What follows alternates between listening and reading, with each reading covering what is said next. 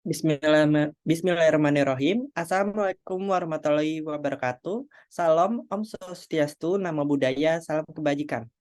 Yang terhormat, Ibu Dr. Ayu Larasati, Esos MIKOM, selaku dosen pengampu mata kuliah Sosiologi Universitas Esa Unggul, serta teman-teman yang berbahagia. Selamat malam dan salam sejahtera saya ucapkan kepada seluruh hadirin yang sudah menyempatkan waktunya untuk berpartisipasi dalam fokus group discussion dengan tema cyberbullying dan kesehatan mental remaja. Puji dan syukur kita panjatkan karena berkat rahmatnya kita masih bisa berkumpul untuk bersama-sama pada hari ini. Meski harus dilaksanakan secara online, semoga kita tetap sehat selalu. Sebelum memulai diskusi, izinkan saya memperkenalkan diri terlebih dahulu. Nama saya Muhammad Rofai, saya akan membantu Anda sekalian pada fokus grup discussion kali ini. Namun saya tidak sendiri, saya bersama teman-teman saya yakni Aprilia Murfiko dan Intan Sekarningrum selaku pemateri, lalu ada Evita Lendani dan Nur Fatimah selaku penanggap, lalu ada Audrey Asasepia selaku penyanggah, dan Ayu Setia Ramadan dan Justin Triputra selaku peserta, serta Fatih Munjia selaku notulen. Selanjutnya izinkan saya membacakan peraturan pada FGD hari ini. Mohon disimak dengan baik. Pertama, seluruh hadirin wajib menyalakan kamera atau on-cam selama kegiatan FGD berlangsung. Kedua, berbahasa dan berperilaku sopan selama kegiatan FGD berlangsung. Yang ketiga, jika hadirin ingin berbicara ataupun berpendapat, harap klik fitur raise hand yang ada di bawah agar diizinkan oleh moderator.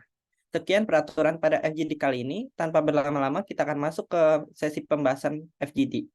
Kepada Intan Sekarningrum selaku pemateri, waktu dan tempat dipersilakan.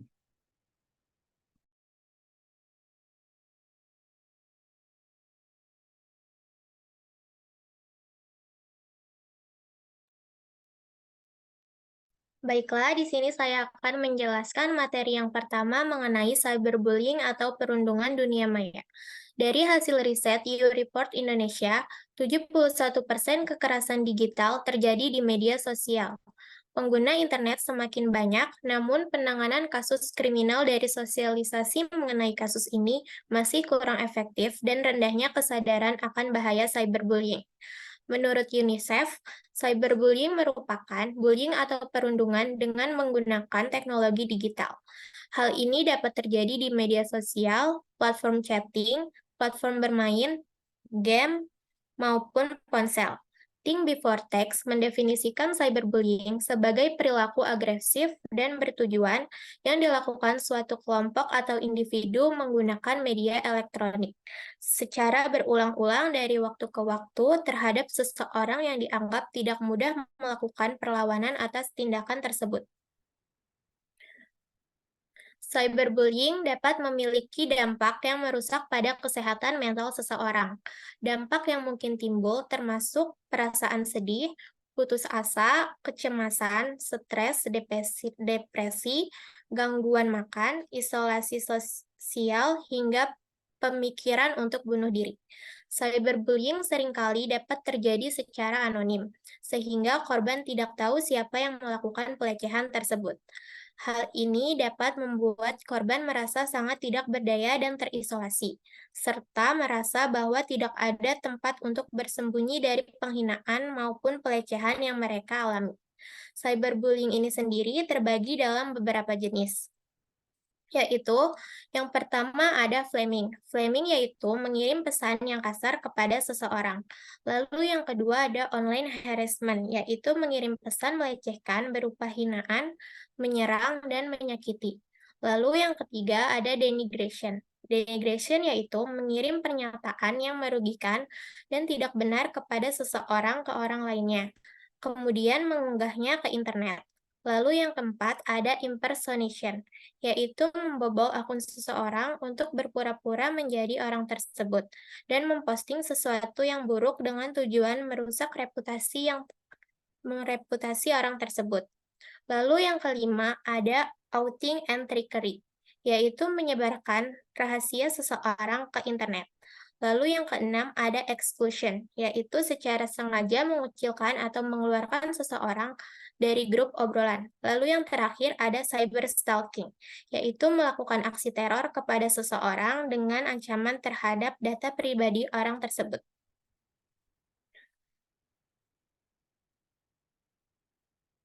Berdasarkan hasil riset Digital Civility Index atau DCI, Indonesia menempati peringkat pertama sebagai negara paling tidak sopan se-Asia Tenggara.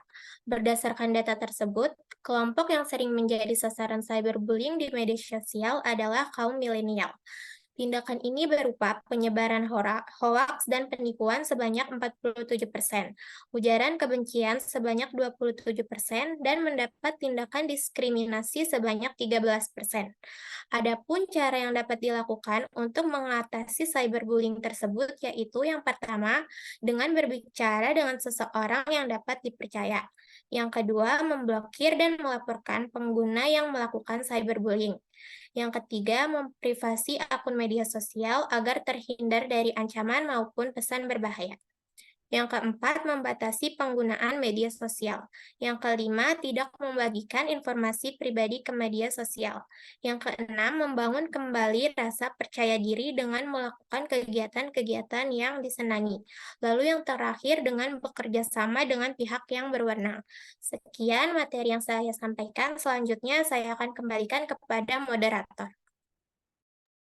Oke, terima kasih kepada Intan Sekaningrum atas materi yang sudah diberikan mengenai cyberbullying ya. Selanjutnya mungkin ada pertanyaan dari para peserta. Silakan klik fitur raise hand di bawah.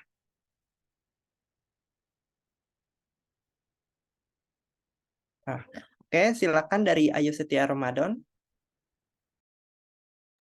Oke, baik. Terima kasih atas kesempatannya. Perkenalkan, nama saya Ayu Setia Ramadan, peserta dari FGD pada kali ini. Mungkin tadi kan sudah dijelaskan banyak tentang cyberbullying ya di Indonesia. Mungkin saya izin bertanya, bagaimana sih tindakan lebih lanjut apabila seseorang itu terkena cyberbullying?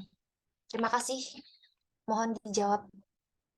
Oke, terima kasih Ayu Setia Ramadan atas atas pertanyaannya. Mungkin dari tim penanggap, apakah ada tanggapan dari pertanyaan tersebut? Silakan.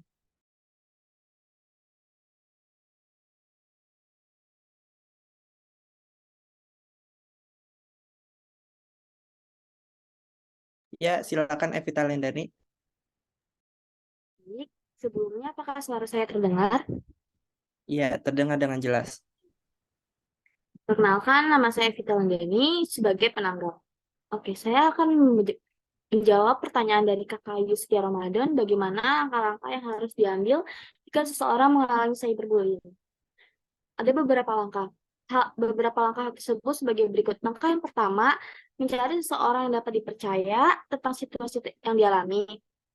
Karena hal itu penting untuk psikolog mereka, seperti menceritakan hal tersebut ke dalam teman, keluarga, atau guru, agar mendapatkan dukungan serta pemahaman yang lebih baik tentang apa yang akan terjadi dan memberi dukungan secara emosional yang dibutuhkan orang tersebut. Dengan berbicara kepada orang-orang yang dapat dipercaya, individu tersebut yang mengalami cyberbullying dapat merasa didengar, dipahami, dan dapat menerima nasihat yang bermanfaat untuk menghadapi situasi tersebut. Lalu, langkah selanjutnya, selain berbicara dengan orang yang percaya, melaporkan dan memblokir pengguna yang melakukan cyberbullying tersebut kepada pihak yang berwenang, seperti penyedia platform media sosial atau sekolah dapat kita laporkan. Melaporkan kasus cyberbullying membantu meningkatkan kesadaran akan situasi tersebut dan memungkinkan pihak berwenang untuk mengambil tindakan langkah yang tepat. Lalu langkah terakhir dapat kalian lakukan untuknya seperti memprivasi akun sosial media dan membatasi pengguna media sosial. Dengan memprivasi akun media sosial kita, individu dapat mengendalikan nih siapa aja yang dapat melihat dan mengakses informasi pribadi mereka, sehingga mengurangi resiko menjadi target cyberbullying di dunia digital. Oke, untuk segitu aja saya menanggapinya. Sekian, terima kasih. Oke, terima kasih atas jawabannya yang bagus itu ya.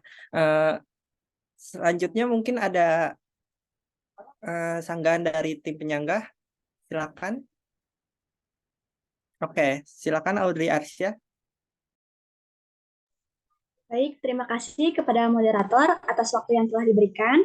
Perkenalkan, nama saya Audrey Arsya sebagai penyangga atas tanggapan yang diberikan oleh Saudari Evita. Yang pertama itu beberapa orang mungkin merasa takut atau malu untuk mengungkapkan bahwa mereka menjadi korban cyberbullying. Hal ini dapat menghambat langkah-langkah penanganan lebih lanjut. Rasa takut timbul karena khawatir akan reaksi orang lain, termasuk teman atau keluarga, atau karena takut bahwa situasi akan memburuk jika terungkap. Sementara itu, perasaan malu dapat muncul karena merasa seperti gagal atau merasa bahwa mereka tidak dapat melindungi diri sendiri dari tindakan cyberbullying. Kemudian, meskipun melaporkan dan memblokir pengguna yang melakukan cyberbullying adalah langkah penting, terkadang penanganan kasus oleh pihak yang berwenang mungkin memakan waktu dan tidak selalu memberikan hasil yang memuaskan. Meskipun melaporkan dan memblokir pengguna yang melakukan cyberbullying adalah langkah yang penting, terkadang penanganan kasus oleh pihak yang berwenang mungkin memakan waktu dan tidak. Untuk selanjutnya yaitu tindakan privasi dan pembatasan pengguna media sosial dapat membantu, tetapi tidak sepenuhnya menjamin perlindungan penuh dari cyberbullying. Tindakan privasi dan pembatasan pengguna media sosial memang dapat membantu melindungi diri dari ancaman cyberbullying, namun tidak sepenuhnya menjamin perlindungan penuh. Terdapat beberapa alasan mengapa hal ini dapat terjadi. Pertama, meskipun seseorang memprivasi akun media sosial, konten yang mereka bagikan masih bisa diakses oleh orang-orang tertentu, terutama jika pelaku cyberbullying yang memiliki akses ke akun tersebut. Kedua, meskipun seseorang membatasi penggunaan media sosialnya, interaksi dengan dunia online tidak sepenuhnya dapat dihindari. Cyberbullying dapat terjadi melalui berbagai platform online, termasuk platform chatting, forum, atau bahkan melalui pesan pribadi. Pembatasan pengguna media sosial mungkin hanya mengurangi resiko, namun tidak secara total mencegah kemungkinan menjadi korban cyberbullying. Dan yang terakhir cyberbullying juga dapat terjadi di luar lingkungan media sosial, misalnya mulai pesan teks, email, atau panggilan telepon yang mengeksploitasi dan melecehkan korban. Tindakan privasi dan pembatasan pengguna media sosial tidak dapat melindungi sepenuhnya dari jenis cyberbullying ini. Sekian sanggahan yang dapat saya berikan. Terima kasih. Oke, terima kasih kepada Audrey Arsya atas tanggapannya. Selanjutnya kita akan langsung saja memasuki materi kedua, yaitu mengenai kesehatan mental remaja, yang akan disampaikan oleh Apriliani Murfikoh. Kepada Apriliani Murfikoh, waktu dan tempat dipersilakan.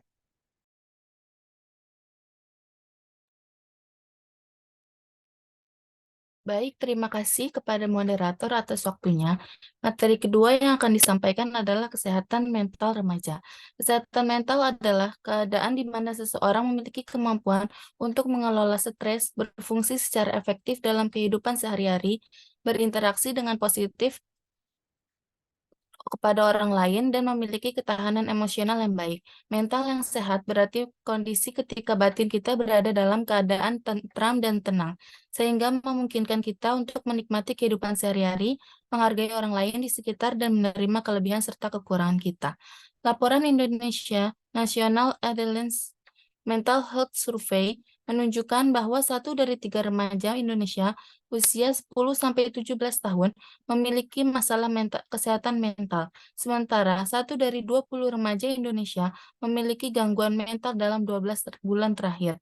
Angka tersebut setara dengan 15,5 juta dan 2,45 juta remaja. Adapun gangguan mental yang paling banyak diderita oleh remaja adalah gangguan cemas, gangguan antara fobia sosial, dan gangguan cemas menyeluruh sebesar 3,7%. Diikuti posisi kedua oleh gangguan depresi mayor sebesar 1,0%, lalu gangguan perilaku 0,9%. I6 juga mengumpulkan data mengenai pengaruh kebijakan-kebijakan yang berhubungan dengan pembatasan kontak sosial selama pandemi COVID-19 terhadap kesehatan mental remaja. Sebanyak 1 dari 20 remaja melaporkan merasa lebih depresi, lebih cemas, lebih merasa kesepian, dan lebih sulit untuk berkonsentrasi dibandingkan dengan sebelum pandemi COVID-19.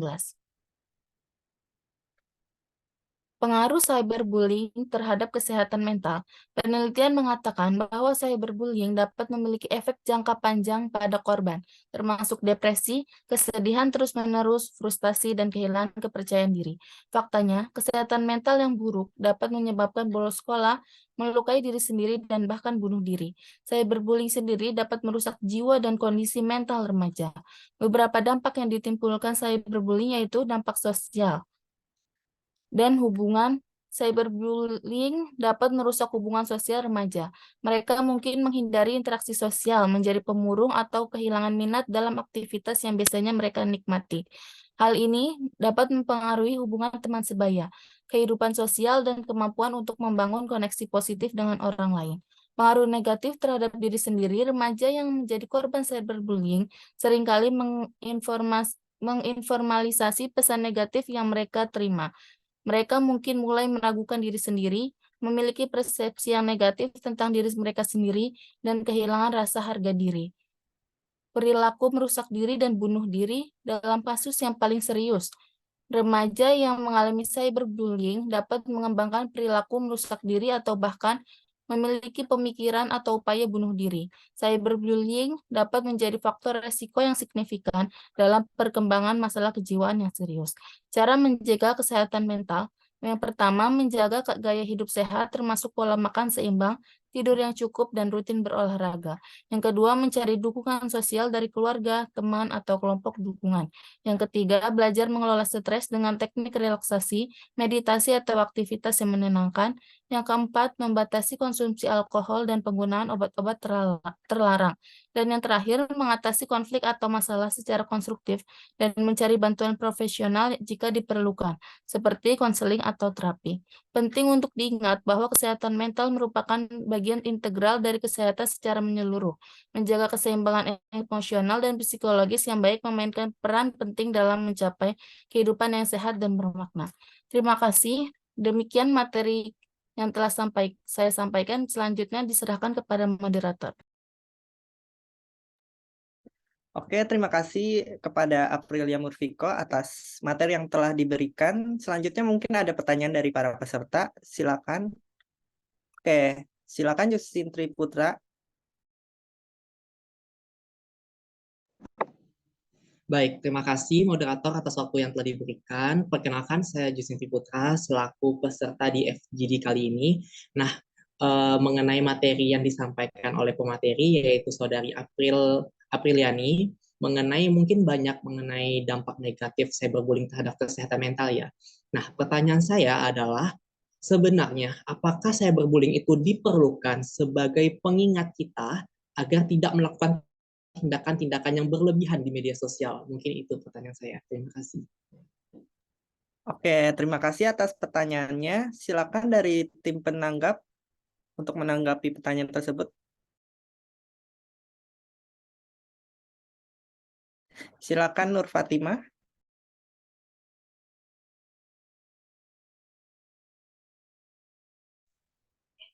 Baik, saya akan menjawab dari peserta Justin Triputra. Perkenalkan, sebelumnya nama saya Nur Fatimah, saya adalah penanggap. Jadi jawabannya adalah tidak perlu adanya cyberbullying sebagai cara untuk mengingatkan seseorang agar tidak melakukan hal yang berlebihan di media sosial. Sebaliknya, ada cara lain yang lebih efektif untuk menyampaikan pesan tentang etika dan perilaku yang baik di dunia digital. Melalui pendidikan, kesadaran, dan pembinaan yang positif. Seseorang dapat memahami pentingnya bertanggung jawab dan menghormati orang lain dalam berinteraksi di media sosial. Dengan pendekatan ini, kita dapat mendorong perilaku yang baik tanpa harus mempertaruhkan kesehatan mental dan kesejahteraan individu melalui tindakan cyberbullying. Demikian, terima kasih. Oke, terima kasih Nur Fatimah atas jawabannya. Selanjutnya mungkin ada sanggahan dari tim penyangga. Oke, silakan Audrey Arsasepia. Baik, terima kasih kepada moderator atas waktu yang telah diberikan. Perkenalkan, nama saya Audrey Arsya sebagai penyangga atas tanggapan yang diberikan oleh Saudari Nur Fatimah. Menurut saya, meskipun cyberbullying bukanlah metode yang tepat atau dianjurkan untuk mengingatkan seseorang tentang perilaku yang berlebihan di media sosial, ada argumen yang mengatakan bahwa terkadang pengalaman cyberbullying dapat memberikan kesadaran yang mendalam tentang dampak negatif dari tindakan tersebut. Bagi beberapa individu, pengalaman tersebut mungkin dapat membuat mereka mempertimbangkan ulang perilaku mereka di media sosial dan menghindari tindakan yang berlebihan. Hal ini tidak berarti bahwa cyberbullying adalah metode yang benar atau diterima, tetapi lebih kepada fakta bahwa beberapa orang mungkin lebih responsif terhadap peringatan dan pengalaman yang berdampak emosional. Namun, sebagai masyarakat, kita harus fokus pada pendidikan yang proaktif dan pencegahan cyberbullying daripada mengandalkan dampak negatif untuk memperbaiki perilaku di media sosial. Sekian atas sanggahan yang dapat saya berikan. Terima kasih. Oke, terima kasih kepada Audrey Arsya atas tanggapannya. Tidak terasa kita telah berada di penghujung kegiatan pada sesi FGD kali ini. Nah, dari hasil FGD tadi, kita bisa mengetahui lebih dalam apa itu cyberbullying dan kesehatan mental, dampak dari cyberbullying dan kesehatan mental, dan cara mengatasi tindakan cyberbullying dan kesehatan mental, khususnya pada remaja. Nah, sebelum berpisah, kita akan melakukan sesi foto terlebih dahulu sebagai bahan dokumentasi atas terlaksananya acara FGD kali ini. Dimohon seluruh para hadirin untuk bersiap diri. Saya hitung ya. 1, 2, 3. 1, 2, 3. Sekali lagi. 1, 2, 3. Oke, terima kasih. Baiklah, akhir kata saya Muhammad Rofai selaku moderator. Mohon maaf yang sebesar-besarnya apabila ada sikap dan kata-kata yang kurang berkenan di hati. Saya pamit undur diri. Selamat malam. Wassalamualaikum warahmatullahi wabarakatuh.